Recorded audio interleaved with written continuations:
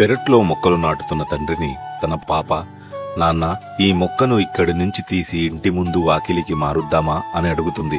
అప్పుడు నాన్న, అది ఎలా సాధ్యపడుతుంది తల్లి, మొక్క చిన్నగా ఉన్నప్పుడే మార్చాలి, కానీ ఎదిగాక కొత్త ప్రదేశంలో కొత్త మట్టిలో నిలదొక్కుకోలేదు అని అంటాడు.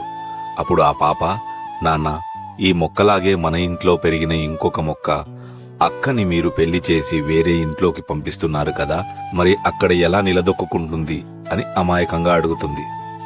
దానికి నాన్న నవ్వి, అమ్మా, ఈ సృష్టిలో కేవలం స్త్రీకి మాత్రమే ఆ శక్తి ఉంది. తను పుట్టి పెరిగిన పరిసరాలు కాదని, కొత్త చోటికి వెళ్లి ఆ వాతావరణం, ఆ వ్యక్తులని, ఆ బంధాలని అలవర్చుకొని వారికి అనుగుణంగా పరివర్తనం చెందుతూ అన్ని రకాల పరిస్థితులను తట్టుకొని వృక్షంలా ఎదిగి ఒక కుటుంబాన్ని నిలబెడుతుంది. అలాగే కదమ్మా, నన్ను కన్న తల్లి, నిన్ను కన్న తల్లి కూడా ఎక్కడో పుట్టి వచ్చి ఈ ఇంటిని, ఇంత గొప్ప కుటుంబాన్ని మలిచారు.